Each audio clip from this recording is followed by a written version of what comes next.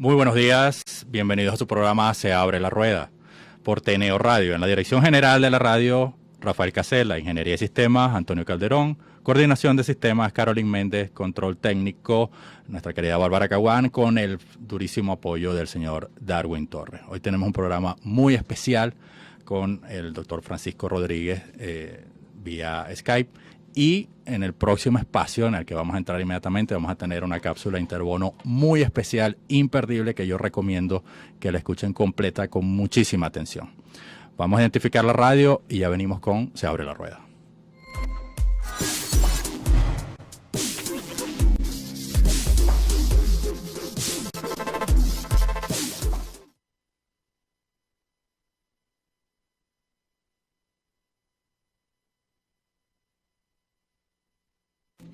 Y regresamos de nuestra pausa comercial con un invitado especial con el cual hablaremos un poco brevemente del mercado y es quien hará hoy la cápsula interbono.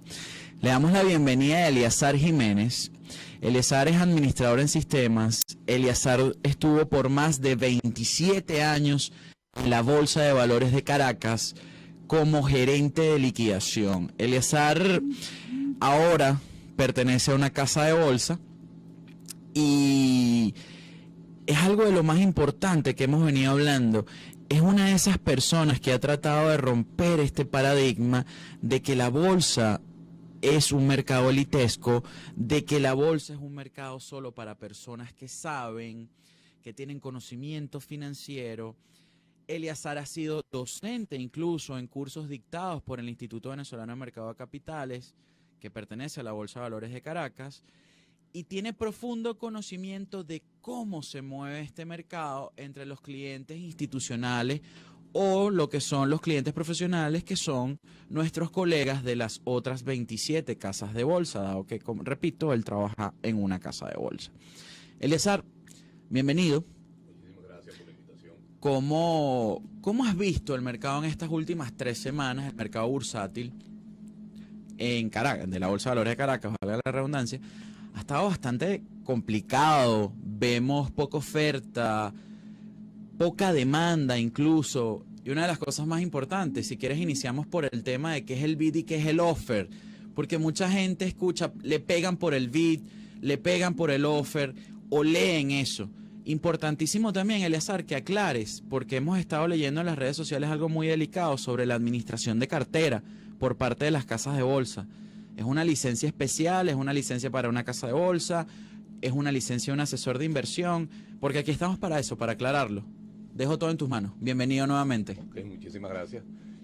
Bueno, básicamente en principio lo que podemos decir es que el comportamiento del mercado bursátil durante estos, vamos a decir así, este mes o estas últimas 3 semanas, ha estado signado por algunos ajustes, en algunos casos por los dividendos decretados por algunas de las acciones que lideran el mercado bursátil. ¿Qué es el ajuste, Eliazar? El ajuste es vamos a decir así, la valoración que toma un título una vez que se le es autorizado o otorgado un beneficio por parte de la empresa emisora. En este caso, un dividendo. Un dividendo, bien sea un dividendo, puede ser un dividendo en acciones, en efectivo, o una suscripción, que es el otorgamiento de un derecho a un precio o a un costo mucho menor al que refleja el mercado de valores. Un derecho, es decir, puede comprar esa persona una acción mucho más económica a su precio de mercado. Efectivamente. Si ejerce el derecho de suscripción. De eso se trata. Es decir, el ajuste es que el precio corrige hacia la baja de forma temporal. Corrige hacia la baja de manera temporal y de alguna u otra manera también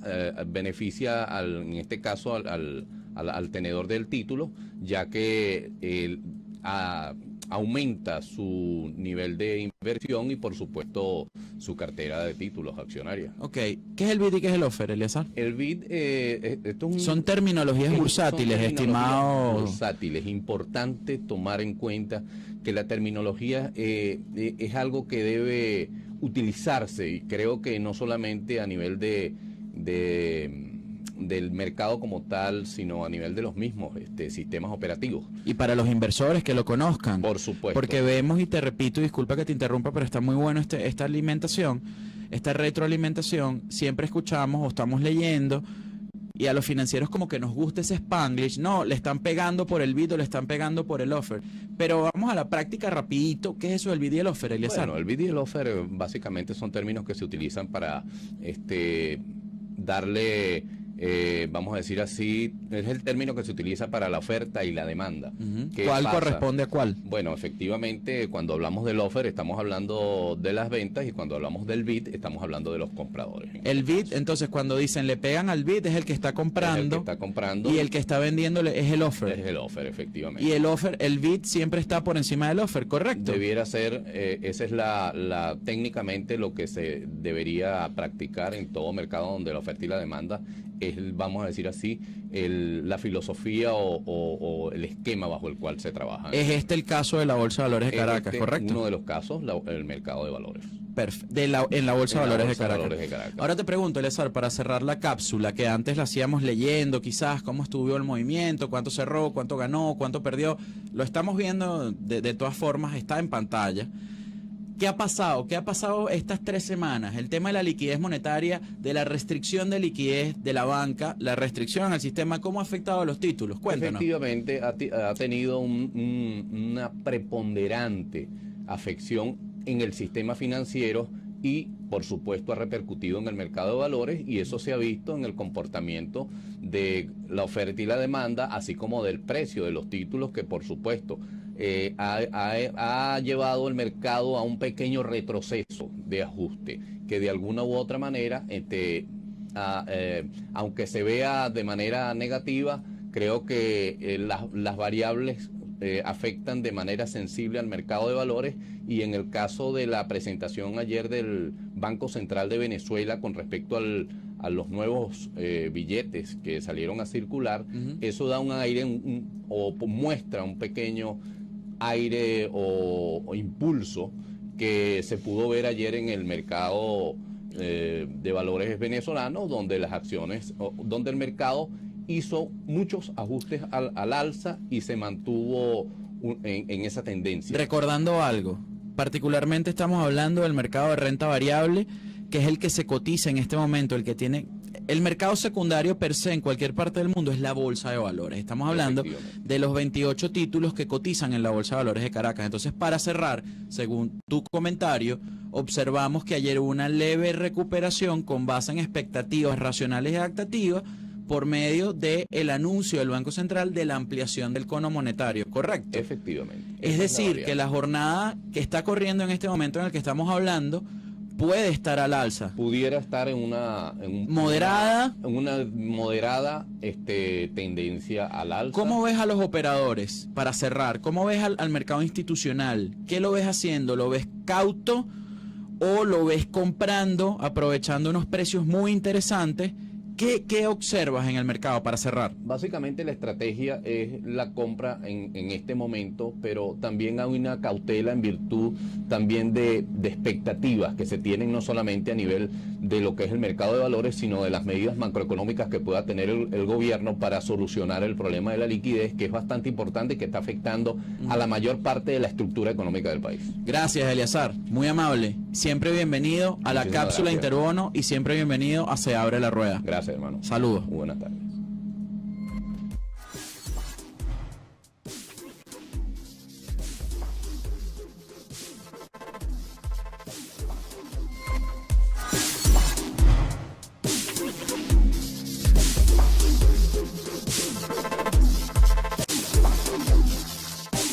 Inicio del espacio publicitario.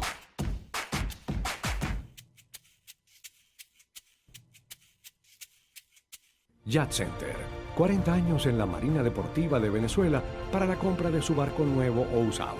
La más amplia gama de productos, repuestos y tecnología de punta para navegación. Yacht Center, representante exclusivo para Venezuela de Hatteras, Prestige, Meridian y Cabo. Yacht Center, para disfrutar el mundo del mar. En Tu Compra Panamá somos tu agente logístico por excelencia. Te brindamos soluciones en transporte aéreo, marítimo y terrestre, haciendo envíos puerta a puerta a nivel nacional e internacional, llegando a toda Venezuela con cualquier tipo de mercancía, sea grande o pequeña. Además de envíos, ¿sabías que ingresando a www.tucomprapanamá.com puedes encontrar todos los productos que busques y muchísimos más? Somos tu solución integral, somos Tu Compra Panamá. Somos Net Supply, líderes en el mercado venezolano de equipos y productos tecnológicos, especialistas en ventas, asesoría de proyectos, adiestramiento y servicio técnico. Basamos nuestra propuesta en todo lo relacionado a computación, impresoras y artículos de oficina. Ofrecemos los servicios de mantenimiento preventivo y correctivo, instalación de videovigilancia y equipos activos con la garantía y calidad.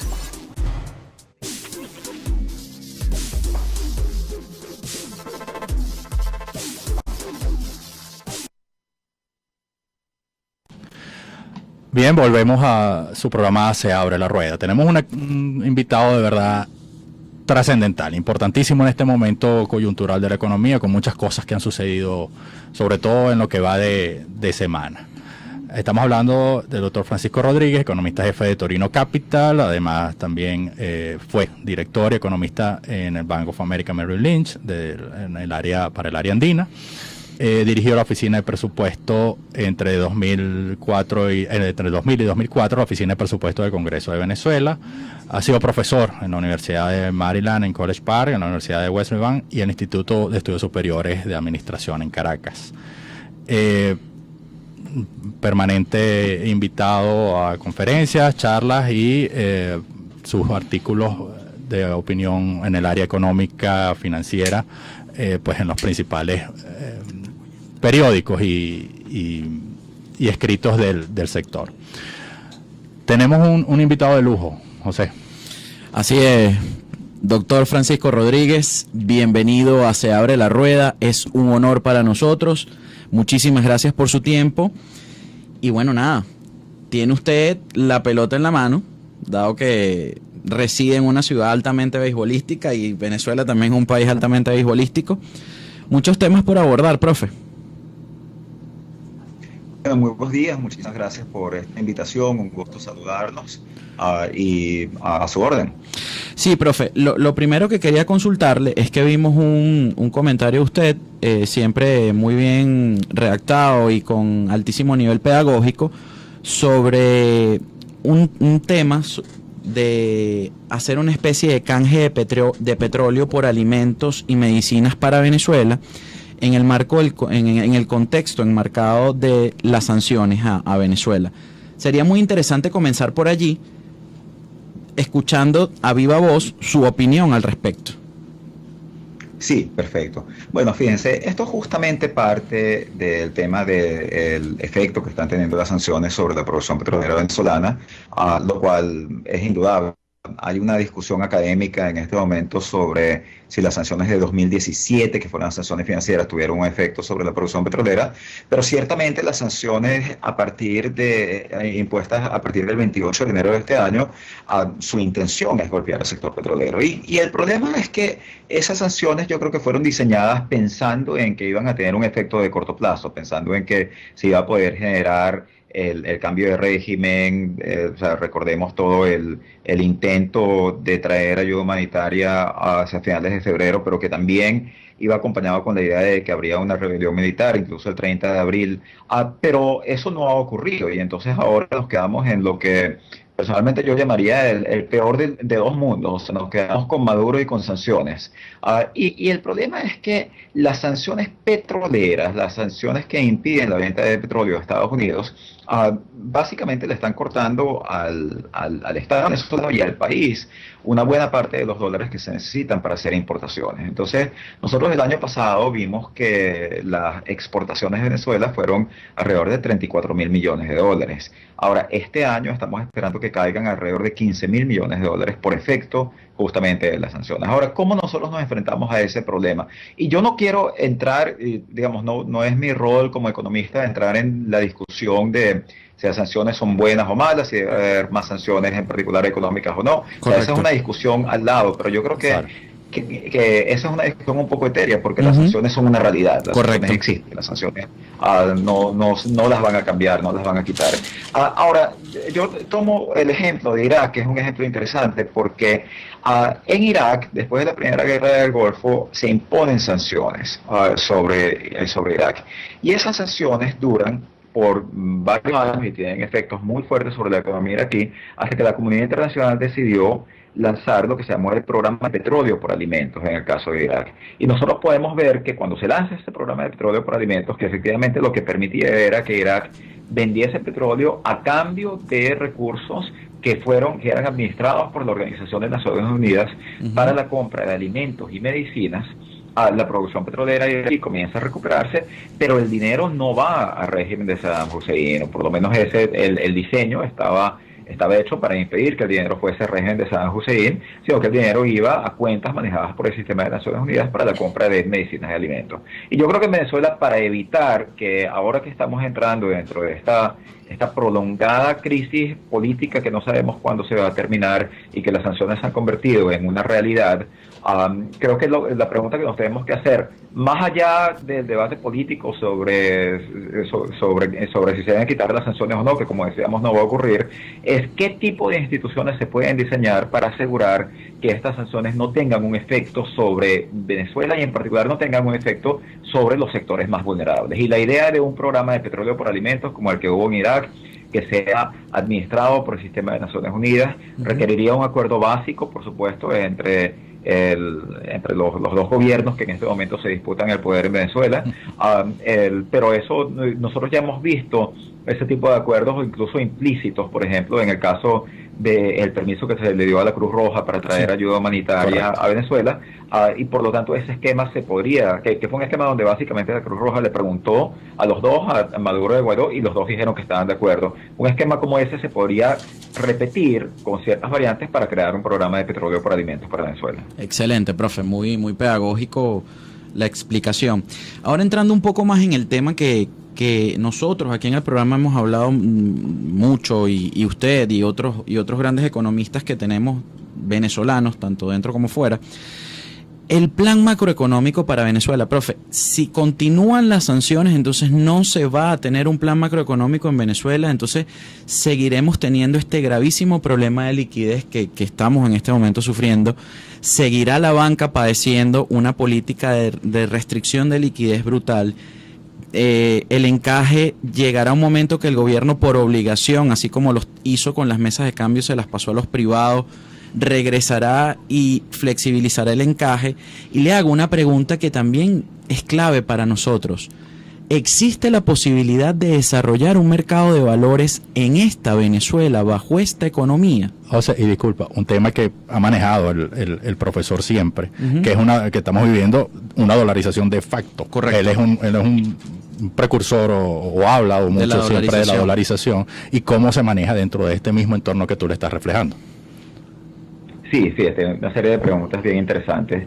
En primer lugar, el país en su situación actual, en la situación de crisis política, con sanciones financieras, con sanciones petroleras, es muy difícil que desarrolle mecanismo o sea, siempre se puede crear un mercado de valores se puede crear en cualquier lugar, pero para que ese mecanismo tenga profundidad, la gente tiene que estar dispuesta a invertir en esos valores, y para que eso ocurra, y en particular para que eso sea visto como algo atractivo, no solo para los inversionistas internacionales, sino para los inversionistas venezolanos que podrían atraer su dinero a Venezuela, eso tiene que ocurrir dentro del marco de una economía abierta. O sea, yo sí creo que este actual marco de aislamiento financiero, económico e internacional restringe fuertemente lo que se puede hacer en términos de política económica. No quiere decir eso que no vaya a haber una estabilización de la tasa de inflación. O sea, y aquí hay que tener mucho cuidado en lo que en cuál es la variable de la que uno está hablando. La inflación se puede estabilizar, y yo creo que la inflación incluso es muy posible que se vaya a estabilizar, incluso de mantenerse la actual situación política. Y regreso a eso en un momento, pero para hacer el listado, yo creo que el crecimiento económico es un crecimiento que va a seguir siendo bajo y negativo por un tiempo. Ahora, el crecimiento económico en Venezuela depende esencialmente de los ingresos petroleros. Entonces, si tenemos un recorte fuerte de ingresos petroleros este año, por efecto de las sanciones, vamos a tener una contracción económica muy fuerte. Habrá algún momento en que la producción petrolera se estabilizará o desaparecerá y ya no tendremos una economía petrolera, digamos, ese sería el peor escenario. Pero cuando uno ve las experiencias de otros países sancionados, usualmente la producción baja a un cierto nivel y después se estabiliza, en particular, digamos, si estamos pensando en un escenario en el cual se mantiene el actual status quo político a lo largo del tiempo, entonces estamos pensando en un escenario en el que la producción petrolera, en que estaríamos suponiendo que el gobierno consigue por lo menos clientes tales como China, India, Rusia, para seguir comprando su petróleo y seguir produciendo una cierta cantidad de petróleo. Entonces, a partir de ahí, el crecimiento económico se estabiliza, pero el crecimiento económico se mantiene, o sea, el hecho de que algo esté creciendo poco después de haber caído mucho, básicamente quiere decir que tú te quedas estancado en niveles de ingreso per cápita, en niveles de estándares de vida muy por debajo de aquellos a los que el país había estado acostumbrado. Entonces, digo, o sea, después que caes 80, si tú te estabilizas o si tú subes 1 o 2, puedes llamar eso crecimiento, pero la realidad es que vas a seguir estando 78, 79, 80% por debajo de donde tú comenzaste. En el caso de la inflación es un caso particular porque las hiperinflaciones no son fenómenos permanentes, las hiperinflaciones se acaban en algún momento. La mayor hiperinflación del mundo, que fue la de Zimbabue, duró 37 meses. Y la venezolana, de hecho, incluso pareciera por las últimas cifras, que efectivamente ya está bajando por debajo de los parámetros clásicos de hiperinflación, o sea que se está desacelerando. Y esto tiene que ver con lo que ustedes mencionaban del encaje y se mezcla con la propuesta de dolarización de la siguiente forma. Cuando nosotros hicimos el año pasado la propuesta de dolarización de la economía, uno de los temas a los que apuntábamos es que cuando un gobierno no tiene alta credibilidad, entonces tratar de salir de una hiperinflación y tratar de que la inflación no te rebrote puede ser extremadamente difícil, puede ser extremadamente complicado hacerlo. Y la razón es que los agentes económicos, como ven al gobierno como no creíble, como creen que no van a mejorar las cosas, entonces los agentes económicos lo que comienzan a hacer es que siguen subiendo los precios, porque no creen en la promesa de estabilización de precios. Y eso lo que quiere decir es que el gobierno tiene que aplicar una política monetaria contractiva si de verdad quiere cumplir con la promesa de estabilización de precios. Ahora, esa política monetaria contractiva tiene efectos sobre toda la economía y te lleva a una profundización de la contracción económica, y es la razón por la cual el año pasado, cuando lo planteamos como una política para un nuevo gobierno, para un gobierno de transición, efectivamente decíamos, miren, no nos confiemos en que este gobierno va a tener una credibilidad infinita, que todo el mundo va a creer en sus promesas, porque pueden no creer en el presidente, pueden no creer en el equipo económico, pueden no creer en el apoyo que el presidente tiene en el parlamento, pueden no creer en el apoyo que el presidente tiene entre los militares, pueden simplemente no creer en la estabilidad política. O sea, gobiernos tales como el de Mauricio Macri, por ejemplo, o incluso el de Jair Bolsonaro, se están enfrentando a graves problemas en sus monedas que tienen que ver con el problema de credibilidad, con el hecho de que los agentes no creen en ellos. Entonces, vamos a estar tan seguros que una transición venezolana así se va a creer perfectamente en el compromiso de derrotar la hiperinflación, cuando cumplir con ese compromiso bajo poca credibilidad, bajo ausencia de credibilidad, te hace que apliques políticas monetarias muy contractivas. Y fíjate que lo que está ocurriendo en el gobierno de Maduro ahora es exactamente eso.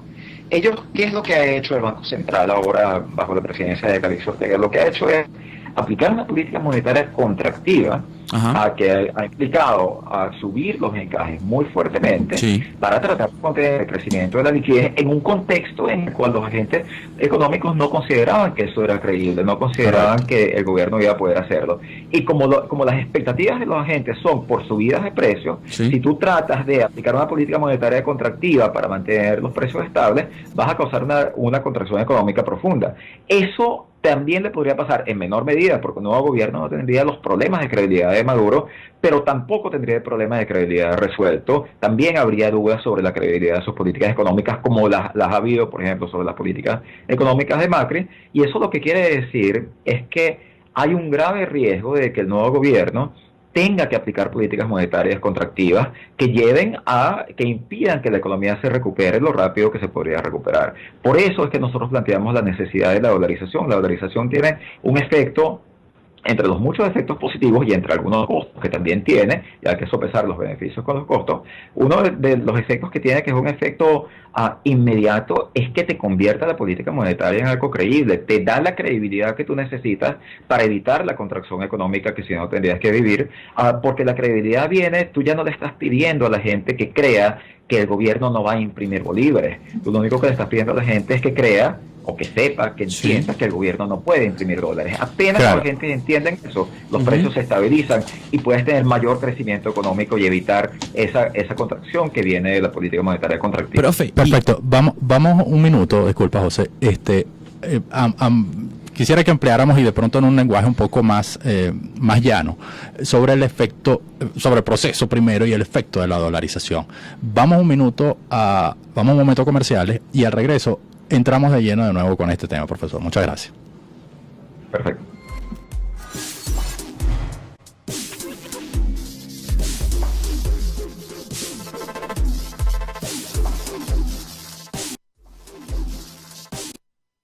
Bien, continuamos con el doctor Francisco Rodríguez en Se Abre la Rueda.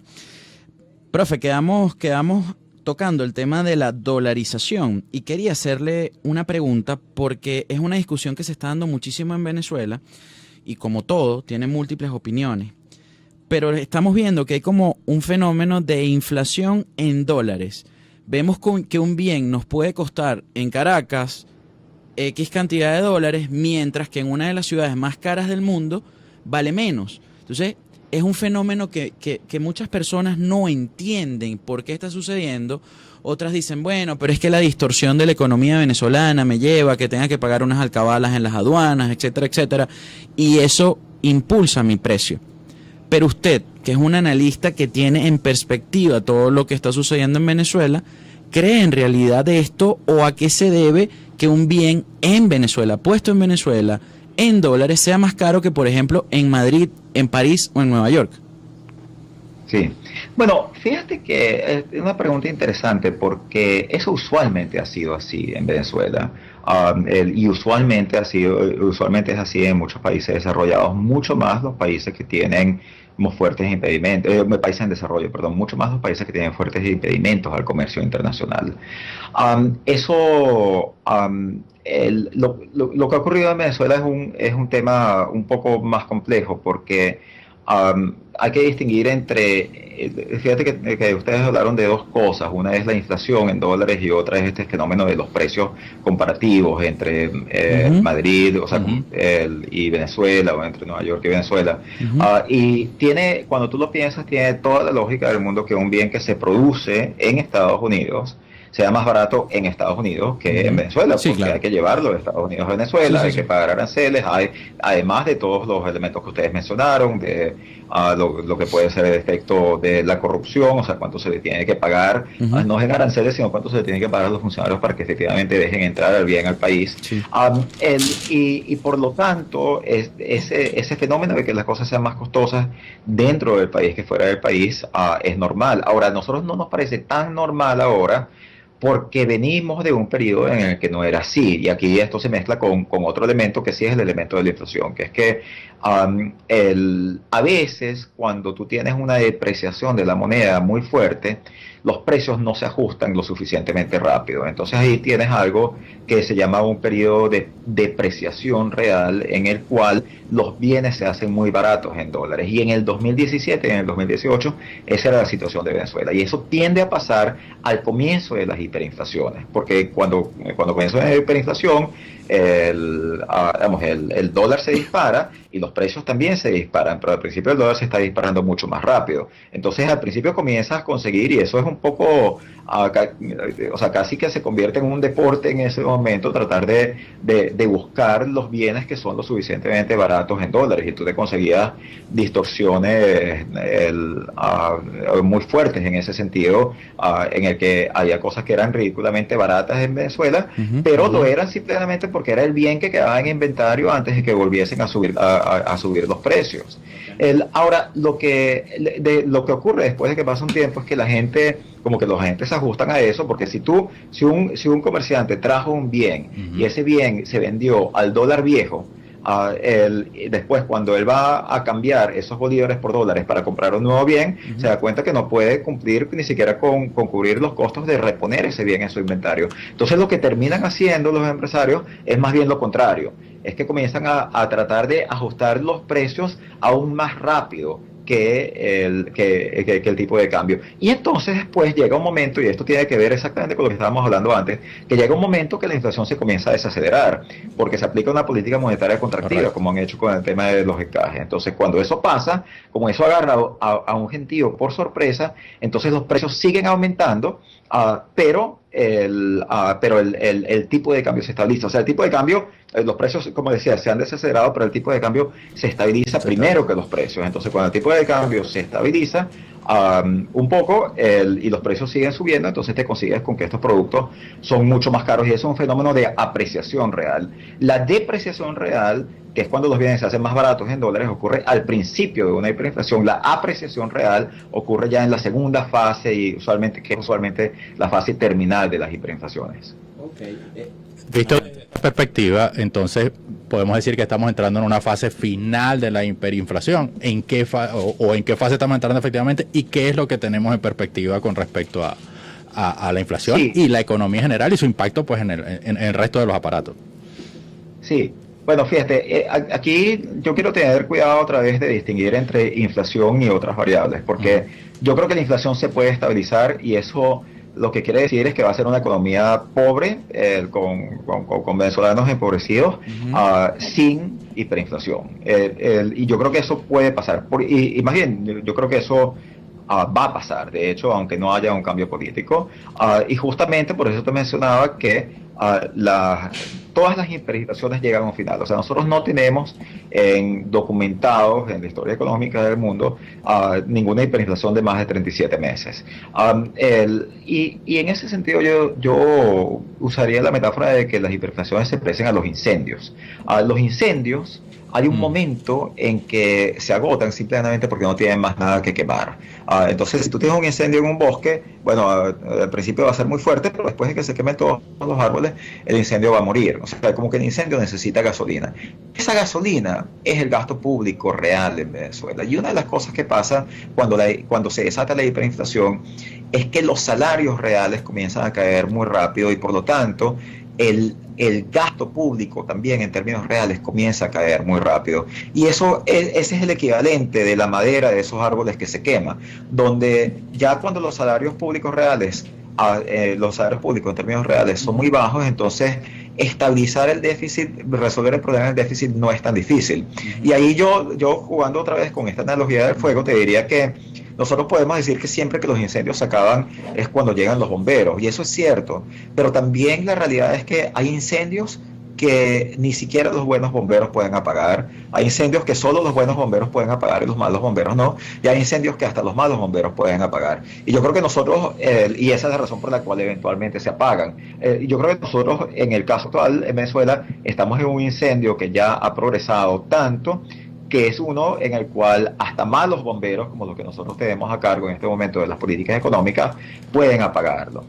Y creo que eso es lo que nosotros estamos viviendo. Ahora, eso no quiere decir que la economía va a estar bien, eso quiere decir que la economía va a haber cerrado un episodio muy traumático que le va a haber hecho mucho daño al país y que va a seguir estando muy, muy debilitada. Pero sí creo que, digamos, si esto fuese otra analogía en la que uno podría pensar es la de los viruses, o sea, los viruses que al final, o sea, que pueden ser muy fuertes y de repente hasta te puede matar, pero si no te mata, hay un momento en el que el virus se acaba y que el virus se termina a sí mismo por su propia dinámica. Yo creo que nosotros estamos en lo que ya llamaría la fase terminal del virus de la hiperinflación, en la cual la hiperinflación debería comenzar, bueno, ya se estaba desacelerando, pero deberíamos ver que la tasa sigue desacelerándose.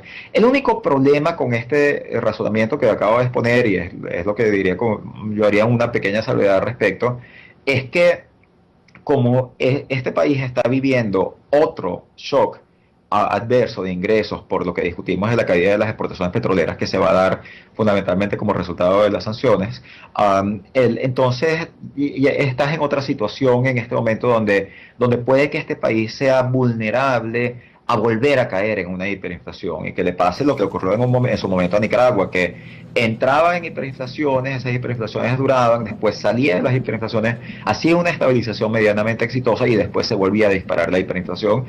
Eso, dado el contexto económico complejo, es posible en Venezuela. No diría que está garantizado, pero es posible. Ahora, yo quisiera hacer irnos un poquito hacia el análisis político.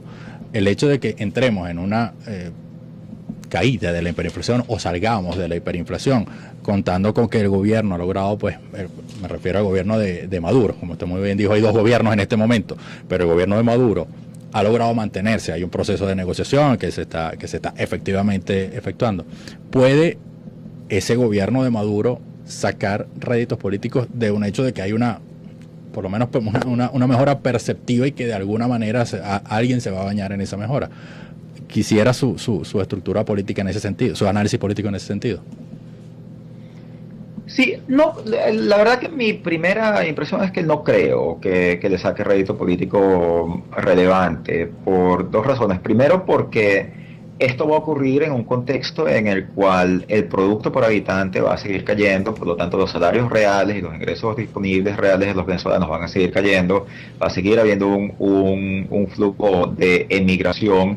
Entonces no es que los venezolanos van a sentir yo estoy mejor, los venezolanos van a sentir yo no podía comprar los bienes a los precios viejos ni a los precios nuevos, aunque la inflación haya bajado, igual no puedo comprar los bienes. Creo que vamos a estar más en una situación de esas.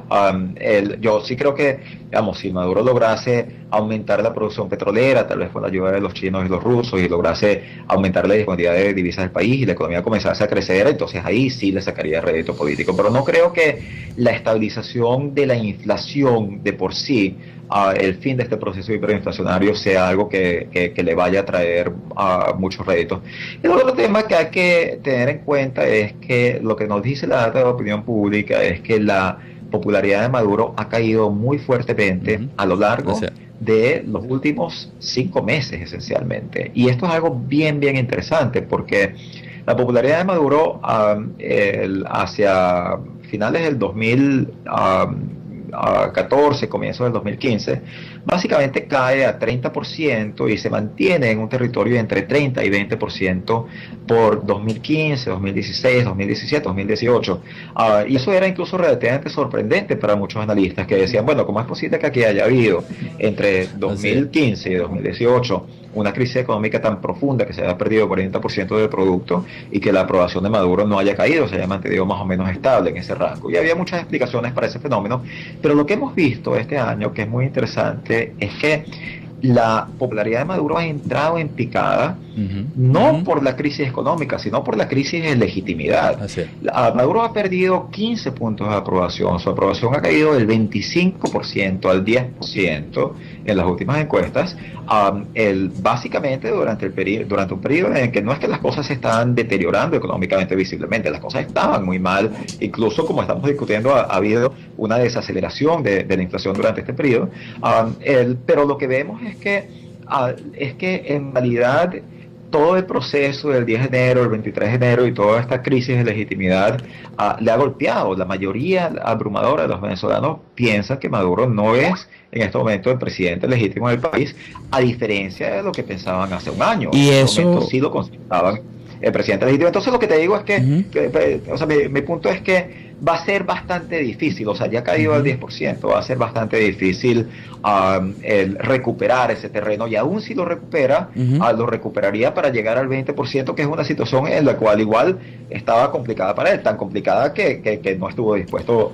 a hacer elecciones libres porque sabía que las perdía. Exacto. Vamos al corte final, profe, y regresamos, y tenemos unas preguntas puntuales, como por ejemplo, con toda esta clase magistral que ha dado, entonces, en este periodo de desaceleración de la hiperinflación, ¿es por eso que quizás Banco Central de Venezuela decidió publicar la data? También, si usted considera que es mucho más importante en este momento una negociación y concertación económica que política. Ya regresamos.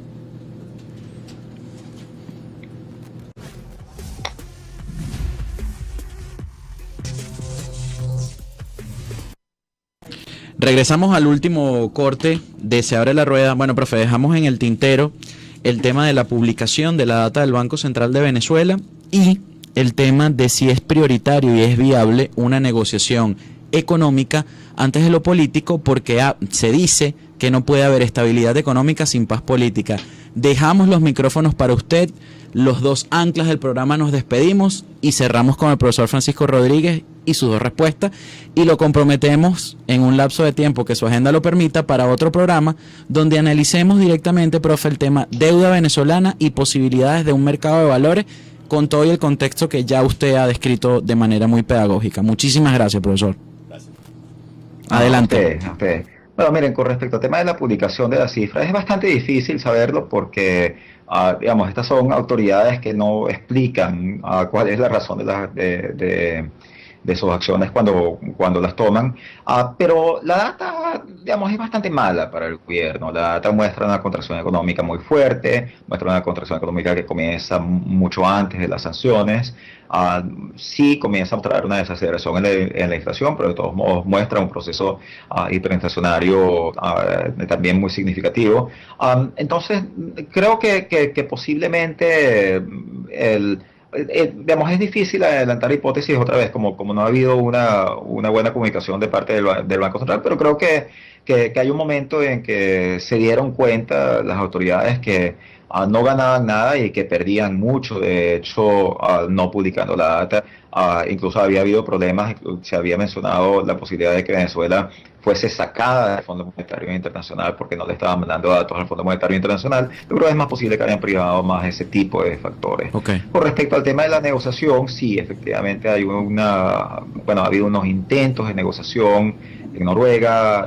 Pareciera que por ahora el presidente interino Juan Guaidó ha anunciado que no van a seguir participando en esas conversaciones, sino hasta que se hagan concesiones muy significativas de parte del lado del gobierno de facto.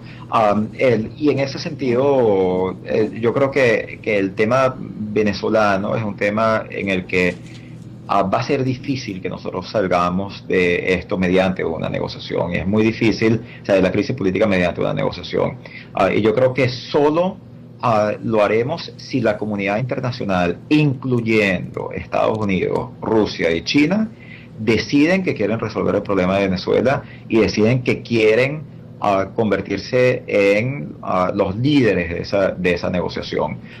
Creo que sin el apoyo de esas fuerzas, que son además las fuerzas que pueden llevar a que todos los actores relevantes se sienten en la mesa, suscriban y cumplan con un acuerdo, porque una cosa es suscribir un acuerdo y otra es cumplir el acuerdo, creo que va a ser extremadamente difícil, porque el problema de la negociación es que cuando tú tienes una negociación, por definición, para que se llegue a un acuerdo negociado, ambos lados de esa negociación tienen que sentirse mejor con el acuerdo que lo que se sentirían sin acuerdo.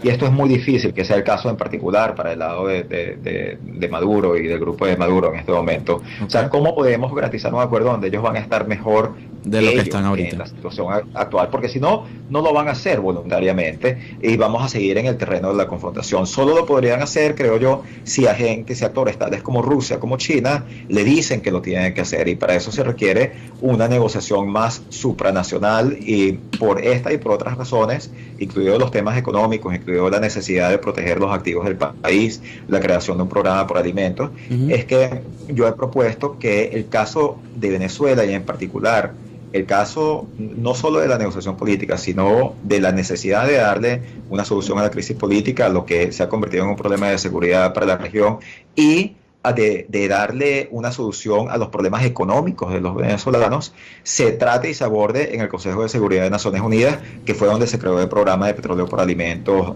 de Irak, que es la institución que podría, por ejemplo, hacer